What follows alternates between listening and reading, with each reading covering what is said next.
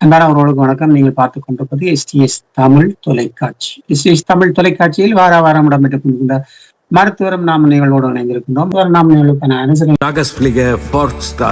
ஈழத்து பெண்மணியால் ஜெர்மனியில் பதனி செல்வநாதன் அவர்களால் உருவாக்கப்பட்ட முதியோர் பராமரிக்கும் இல்லம் மருத்துவர் நாம் நிகழ்வோடு வளமையாக இணைந்திருக்கின்ற ஸ்ரீ கதிராமநாதன் அவர்கள் டென்மார்க்கில் இருந்து இணைந்து கொண்டிருக்கிறார். வணக்கம் ஐயா. வணக்கம். உங்களுக்கும் உங்கள் நேயர் எல்லோருக்கும் வணக்கம்.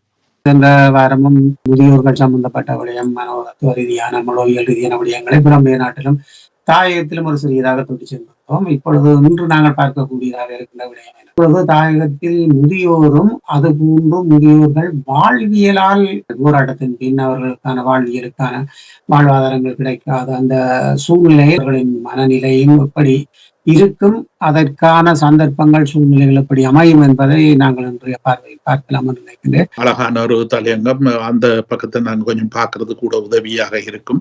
இன்னைக்கு யுத்தம் முடிந்ததுக்கு பிறகு 2009 எங்களோட ஆயுதங்கள் மௌனிக்கப்பட்ட பிறகு அங்க ஒரு ஒழுங்கமைக்கப்பட்டு ஒழுக்க நெறியோடு நிர்வாகப்படுத்தப்பட்ட ஒரு சமூக கட்டமைப்பு தலைகீழாக மாற்றம் பெற்றது. அதை நிர்வாகப்படுத்துறதுக்கோ அதை பரிபாலிக்கிறதுக்கோ கவனம் எடுக்கிறதுக்கோ யாரும் இல்லாத ஒரு நிலைமை அந்த இடத்துல வந்துவிட்டது. அதே நேரத்துல இன்னும் ஒரு முக்கியமான அம்சம் இந்த காலகட்டத்துல நடந்தது என்னன்னு சொன்னா, இப்ப எங்களுடைய எதிரி அரசாங்கம், அரச படைகள் இவைகள் எல்லாரும் இந்த ஆயுதம் மௌனிக்கப்பட்டதற்கு பின்னர் இலங்கை அரச படைகள், இலங்கை அரசாங்கம் எல்லோரும் அந்த வெற்றிடத்தை ஒரு நிழல் யுத்தத்துக்காக பாவித்தார்கள். அதற்கு முதல்ல ஆயுத யுத்தம் செய்து அதிலேயே பெரிய கஷ்டப்பட்டவர்கள், அது வரலாற்று பதிவு உண்டு. ஆனா இந்த கடைசி நேரத்துல வேற்று நாடுகள் பல பேற்ற உதவிகளை பெற்று ஏதோ செய்து முடிச்சுட்டார்கள் என்று வைப்போம். அதற்கு பிறகு அவர்கள் ஓயவில்லை. சரி, இப்ப நாங்க எல்லாம் முடிஞ்சது, இனி அந்த யுத்தத்தால பாதிக்க பட்ட மக்களுக்கு நாங்கள் ஒரு பொதுவான அரசாங்கம், எங்களோட நாட்டுக்குள்ள இருக்கிறவை எல்லாம் எங்களுடைய பிரஜைகள், அப்ப அவர்களை கட்டி எழுப்பி அவைய நிமித்தி விடவோனும், அவர்களுக்கு ஒரு ஆறுதல் கொடுக்கணும், அவர்களை நல்ல நிலை கொண்டு வரவோனும் என்ற சிந்தனைகள் எதுவும் அற்று அவர்கள் பிறகும் எங்கள் பகுதி மக்கள் எல்லாரையும் எதிரியாகத்தான் பாவித்தார்கள். அப்ப அந்த எதிரியாக பாவித்து அவர்களுடைய அடிநாதமான நோக்கமாக இருந்தது இறப்பு என்ற விஷயங்கள் போராட்ட ரீதியாக அங்க வரக்கூடாது. ஏன்னா உலகம் முழுக்க சொன்னாச்சு, யுத்தம் நாங்க வெற்றி அடைஞ்சிட்டோம், யுத்தம் எதிரிகள் அற்ற ஒரு நிலையா வந்துட்டுதுன்னு உலகம் முழுக்க பறைசாட்டி சொல்லி போட்டுனேன். அப்ப அதுக்கு பிறகு ஆயுத இதுகளை பாவிச்சு மக்களை கொலை செய்யற அது அவர்கள் செய்யலாது. ஏன்னா உலக மனிதாபிமான அமைப்புகள் இவைகள் எல்லாரும் கண்காணித்து கொண்டிருந்து கடுமையாக தண்டிப்பார்கள் அல்லது அதற்கு பல கண்டனங்கள் தெரிவிப்பார்கள். இதனால அவர்கள் இரகசிய போரை செய்தார்கள். இந்த நிழல் காலத்துல இரகசிய போரை செய்தார்கள். அது நாங்க பல தடவை பேசி இருக்கிறோம். அதாவது இளம் பிள்ளைகள் இவர்களுடைய வாழ்க்கையை எப்படி அவர்கள் சீரழிக்கிறார்கள் என்றதை பற்றி நாங்க பேசி இருக்கோம். இந்த நேரத்துல நிழல் யுத்தத்திலே போதை பொருள்கள் வரையுமே எந்த கட்டுப்பாடும் இல்லாம நீங்க பூரண சுதந்திரத்தோட திரியுங்கன்னு சொல்லி எல்லாரையுமே பூரண சுதந்திரமாக்கி விட்டு இளம் பிள்ளைகளை பெற்றோர்களுக்கு அடங்க விடாம, பெற்றோர்கள் கண்டிக்க விடாம, பெற்றோர்கள் அவர்களுடைய வாழ்க்கையை பொறுப்பெடுக்க விடாம பல விடயங்கள்ல அந்த சொகுசான பொழுதுபோக்கு நிலையங்களை உருவாக்கினார்கள் இல்லையோ.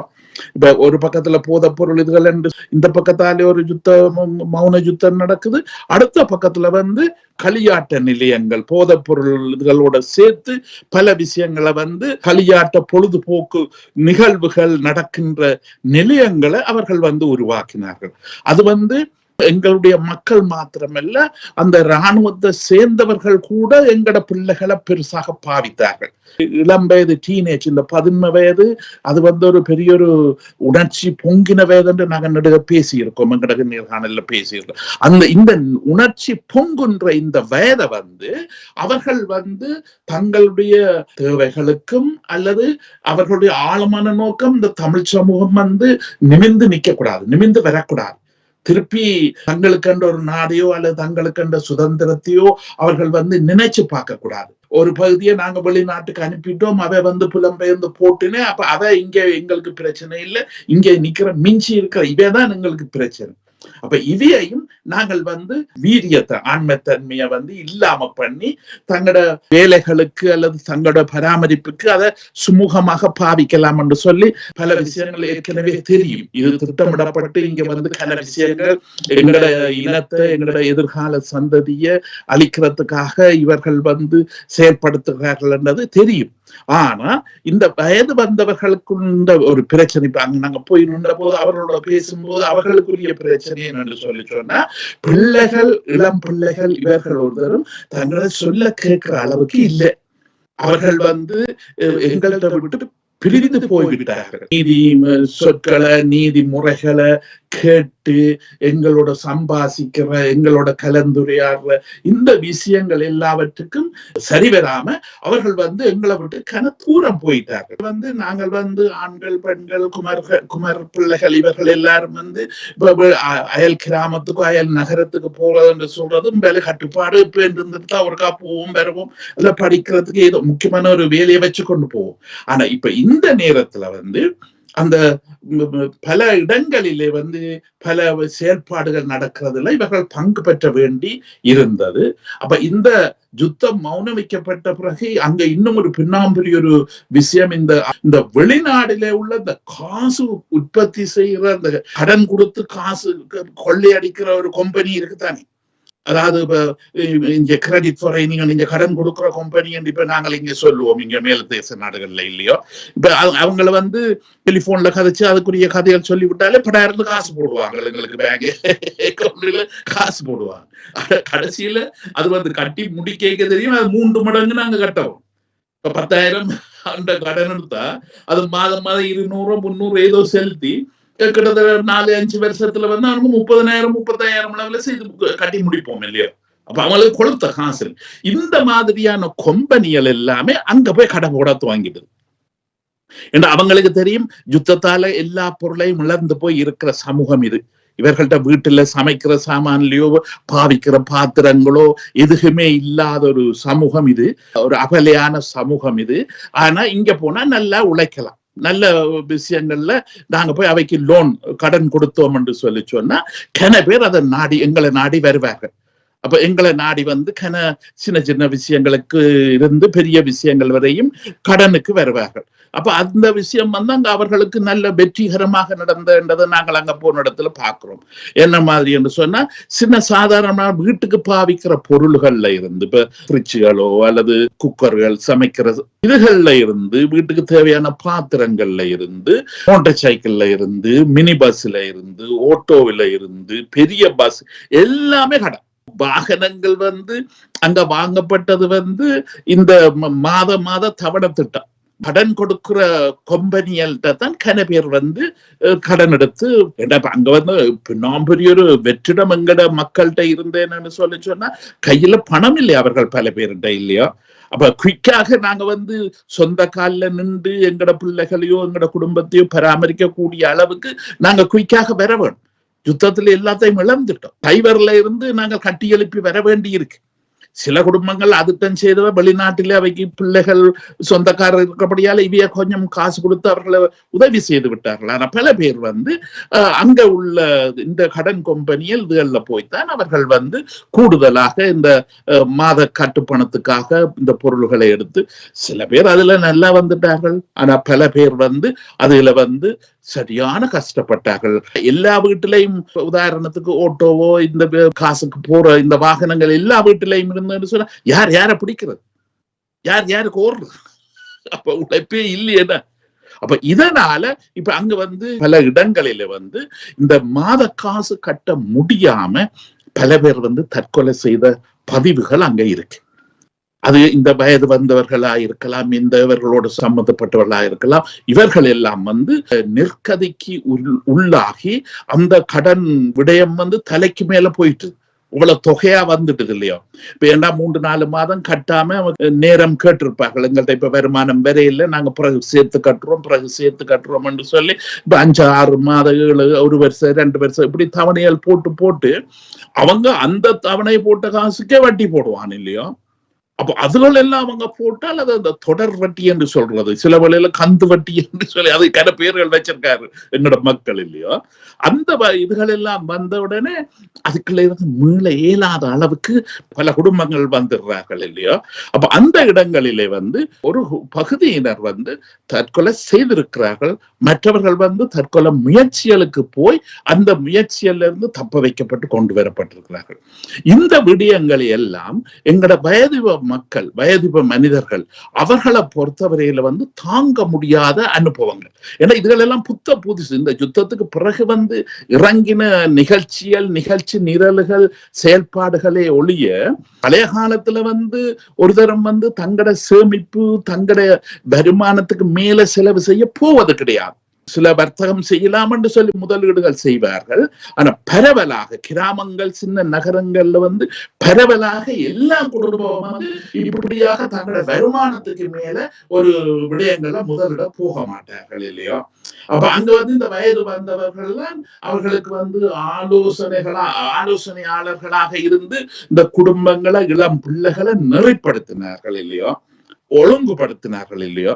அப்ப அந்த நெறிப்படுத்தல், ஒழுங்குபடுத்தல் முறை பழைய காலத்துல உழைச்சு காசு 4 காசை பார்க்கணும், 4 காசை பார்த்து குடும்பத்தை தண்ட முறையில நெறிப்படுத்துறதுக்கு அவருக்கு அப்ப அந்த விஷயத்துல அவர்கள் அவர்களுக்கு ஒரு மறைமுகமாக சப்போர்ட்டாக, உதவியாக இருக்கிறார். ஆனா இவர்கள் சில பிள்ளைகளை பொறுத்தவர்கள் அவர்கள் முதல்ல ஒரு ஓட்டோ எடுத்து அதுல கொஞ்சம் நல்லா வந்தோன்னு இன்னொன்று எடுத்து 4-5 எடுத்து ஆக்களை வச்சு ஓட தொடங்கிறார்கள் இல்லையோ.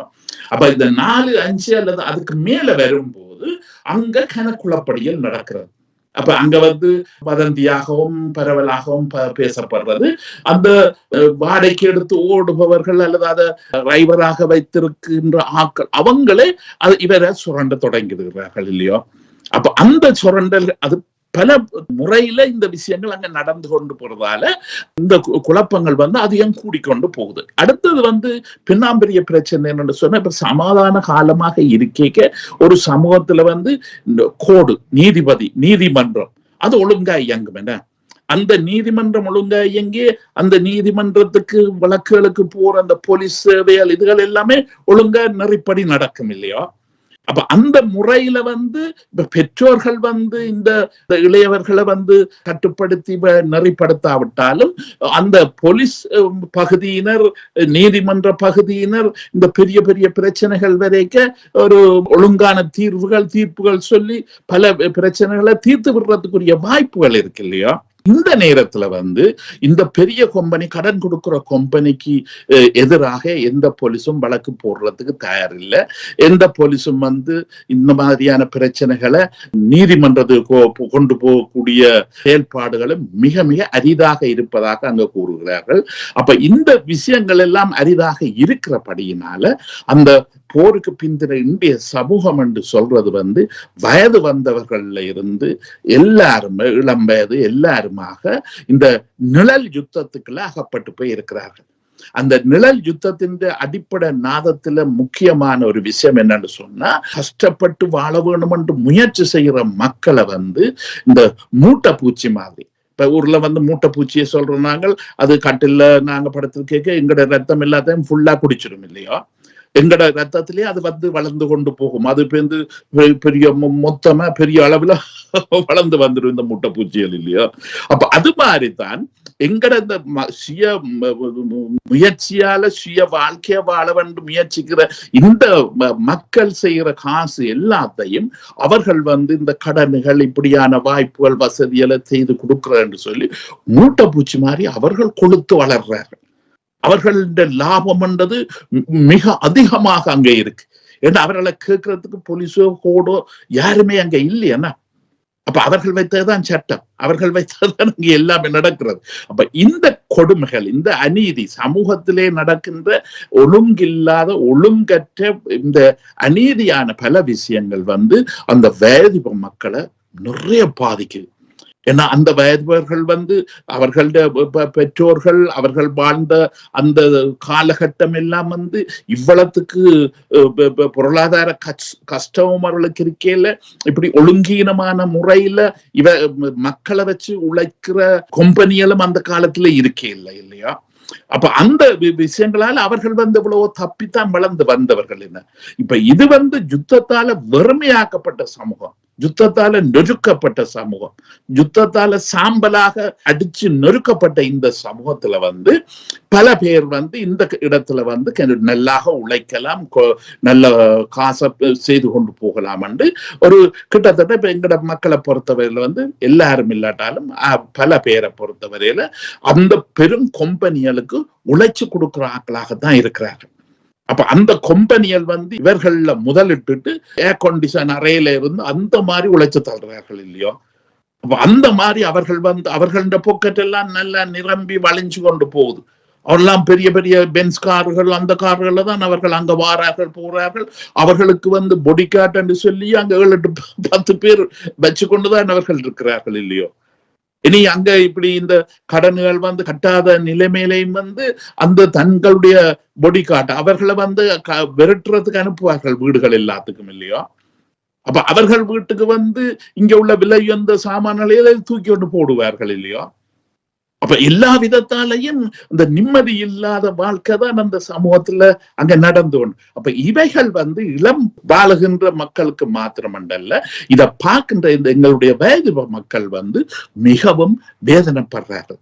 அப்ப அதனால இப்ப நான் என்னுடைய பழைய நண்பர்களை எல்லாம் போய் அங்க சந்திக்க போய் அவர்களோட பேசும்போது பல பேர் பேச்சே இல்லாம இருக்கிறார்கள். அவர்களுக்கு பேசவே விருப்பம் இல்லை. இந்த அநீதியல் இதுகள் எல்லாத்தையும் நேர பார்க்கிற சாட்சியாக இருக்கிறார்கள். அவர்களுடைய பிள்ளைகள் கூட பிள்ளைகள் இவர்கள் சொல்ற இதுகளை கேட்காம சுய முயற்சியாக பல கடை போடுறோம் அல்லது ஏதாவது செய்கிறோம் என்று சொல்லி கடன்கள் எடுத்து கடைசியில அவர்கள் வாழ்க்கையை சீரழித்து போட்டிருக்கின்றார்கள் இல்லையோ?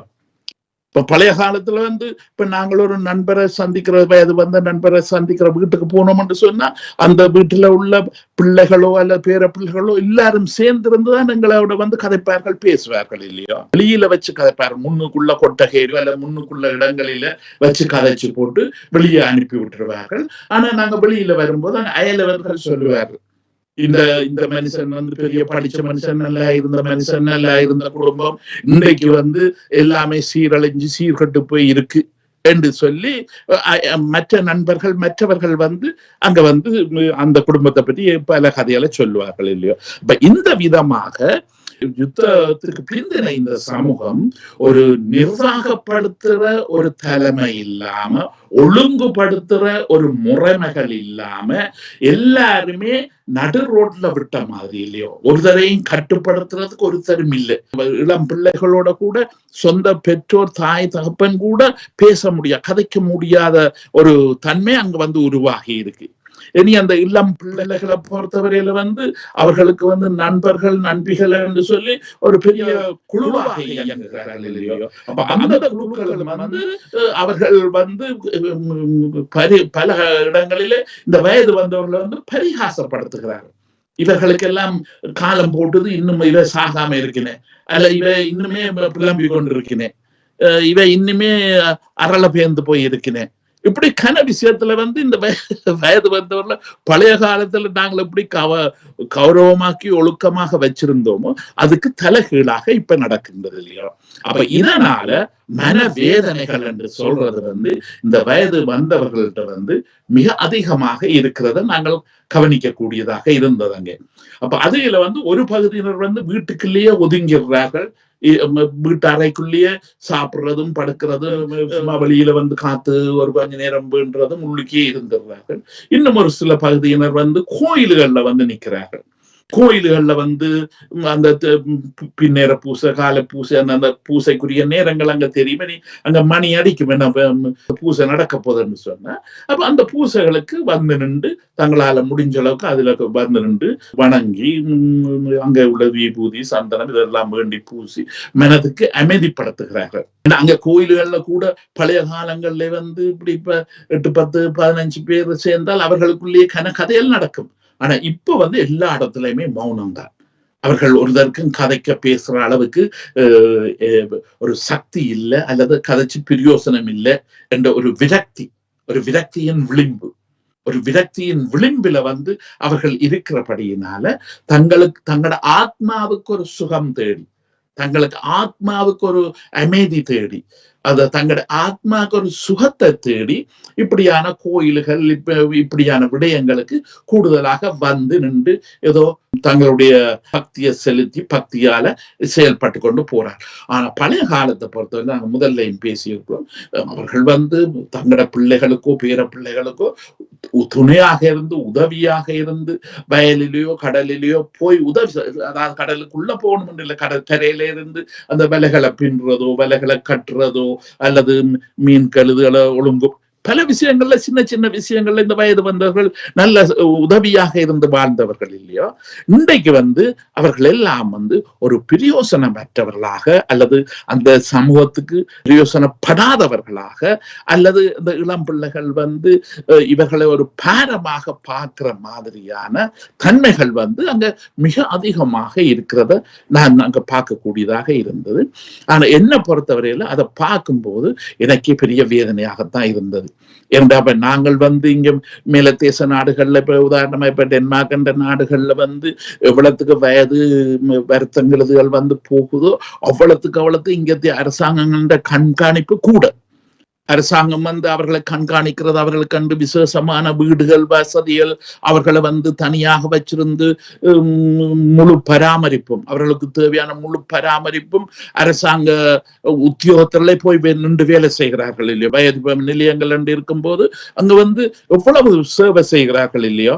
அப்ப அந்த வயது முதிர்ந்தவர்களை அவ்வளவு கனம் பண்ணி, இப்ப நாங்க பழைய காலத்துல செய்த மாதிரி இங்கே இவர்கள் கனம் பண்ணி ஒரு கௌரவம் கொடுத்து முக்கியத்துவம் கொடுத்து அவர்களோட கடைசி காலத்தை முடிக்கிறதுக்கு முழு சப்போர்ட்டாக இருக்கிறார். அரசாங்கமே நல்ல உதவி செய்து கொடுத்து அவர்களை கௌரவிச்சு வைத்திருக்கின்றது இல்லையா. அப்ப இப்படியான ஒரு நாடுகள்ல இருந்து அங்க போய் நாங்க நின்று பார்க்கும்போது அவர்களுடைய மனவேதனையும் மௌனமா இருக்கிறதையும் அந்த விரக்தியில இருக்கிறதையும் விரக்தியின் விளிம்பில இருக்கு. ஏன்னா இப்ப இந்த வயது வந்தவர்கள் எல்லாத்தையும் தாங்கி கொண்டு இருக்கின்றார்கள். இப்ப இளம் பிள்ளைகள் செய்யற மாதிரி இந்த போதை பொருள் அதுகளுக்குள்ள போய் மாட்டுப்படுறது அவையோட வலு குறைவாக இருக்கு. அவர்கள் அதுல ஒரு பக்கத்துல ஏதோ ஒரு நன்மை நடக்கிற மாதிரி தான் எனக்கு படுது. இப்ப இதுக்குள்ளேயும் போயிருந்தார்கள் என்று சொன்னா இந்த போதை பொருள்கள் வேண்டி பாவிக்கிறதுக்கே பணம் இல்லாம பொருள் இல்லாம எத்தனையோ இடங்கள்ல களவெடுக்க வேண்டி கனவேலைகள் செய்ய வேண்டி இருந்திருக்கும் இல்லையோ. ஆனா அவர்களுடைய மன உறுதியால் மன அனுபவத்தால் கடந்த காலம் அவர்களுடைய பெற்றோர்கள் வளர்த்து விட்ட அந்த அனுபவங்களுக்கு ஊடாக திடகாத்திரமாக நிற்கிறார். இந்த என்ன பிரச்சனை என்னதென்றாலும் அதால குழம்பாம உடையாம முடிஞ்ச அளவுக்கு நல்ல நிதானமாக தங்களை வச்சிருந்து மரியாதையாக கௌரவமாக தானும் தண்டபாடும் என்று சொல்லி தன்னை பராமரித்து தன்னால முடிந்த அளவுக்கு தன்னுடைய பிள்ளைகளுக்கோ பேர பிள்ளைகளுக்கு ஏதாவது செய்ய முடியுமாக இருந்தால் அதுகளை செய்து கொண்டு அவர்கள் இந்த தீண்டப்படாத பொருள்கள் இப்படியான விஷயங்களுக்கு போறது மிக மிக மதுவோ அல்லது இந்த போதை பொருளோ இதுகளுக்கு எல்லாம் போறது வெல் குறைவாக இருக்கிறத நாங்கள் அவங்க கண்ணால நேரடியாக பார்க்கக்கூடிய இருந்து அந்த பக்கத்துல ஒரு பெரிய ஒரு ஆறுதலாக இருந்தது எங்களுடைய வயது வந்தவர்கள் அனுபவத்துக்கு ஊடாக. ஏன்னா இவர்கள் பல விஷயத்தை அனுபவ பாடமாக அனுபவ கல்வி கூடாகத்தான் இந்த அளவுக்கு தேர்ச்சி பெற்று அங்கே இருக்கிறார்கள் இல்லையா.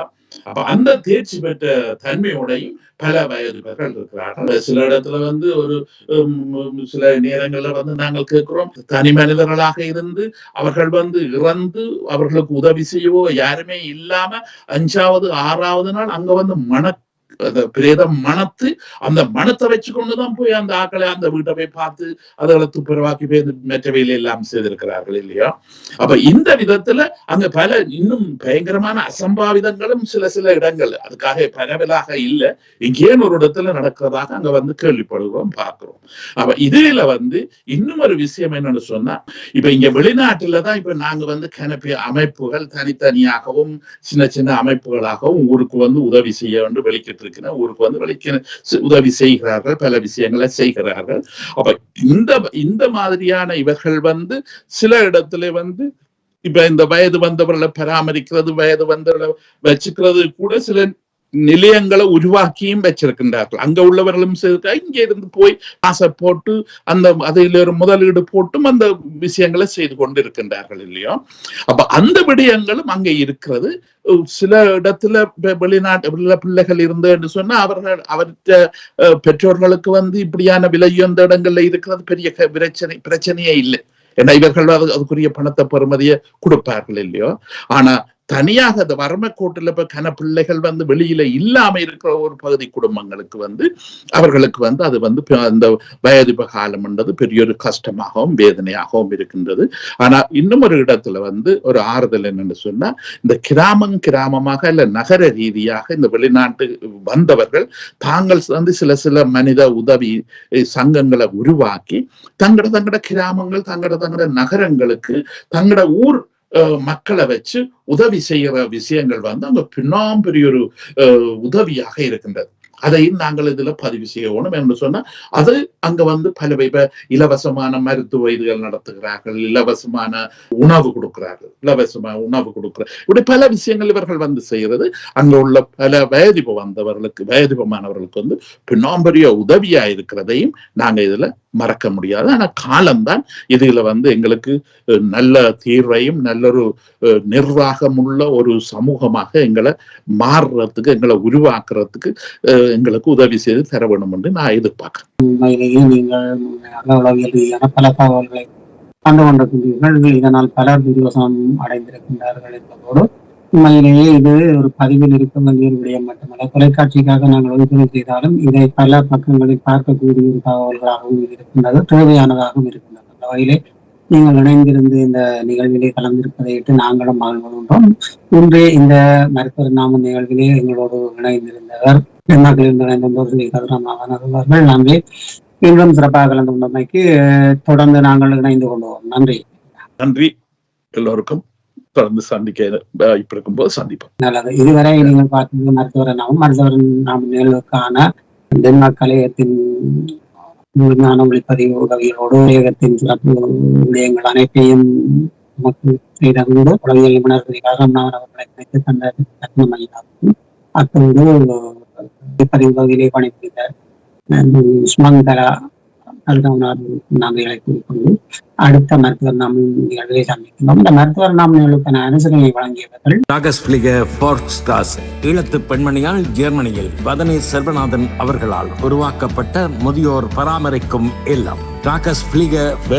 நல்ல உறவுகளை அடுத்த மருத்துவர் நாம் நிகழ்வு இணைந்து வரை உங்களிடம் விளைவிக்கின்றோம். நன்றி, வணக்கம். ஈழத்து பெண்மணியால் ஜெர்மனியில் வதனி செல்வநாதன் அவர்களால் உருவாக்கப்பட்ட முதியோர் பராமரிக்கும் இல்லம். 1000க்கு மேற்பட்டவர்கள் பராமரிக்கப்பட்டு வருகின்றனர். இல்லத்தில் தங்கி வாழ்வோர் வீடு சென்று அழைத்து வந்து நாளாந்த பராமரிப்பு, மருத்துவ உதவி, உடல் பயிற்சி, சிறந்த உணவு வழங்கல், விளையாட்டு பொழுதுபோக்கு அம்சங்கள், சுற்றுலா அழைத்து செல்லல், இன்னும் பல உதவி சேவையுடன் மிளிர்ந்து நிற்கும் முதியோர் பராமரிக்கும் இல்லம். இங்கு வந்தவர்கள் தங்கள் இல்லங்களில் வாழ்வது போல் வாழ்வது இவர்கள் முக மலர்கள் தெரிகின்றது. தொடர்புகளுக்கு K. Vathani Selvanathan, Linden Strasse 16A 68 623 Hofheim. தொலை தொடர்புகளுக்கு 0042413093. கை தொலைபேசி 0041622051651624. முதியோர் பராமரிப்புக்கு இது ஒரு ஈழத்தமிழ் பெண்ணின் சாதனை. முதியோர் பராமரிக்கும் இல்லம்.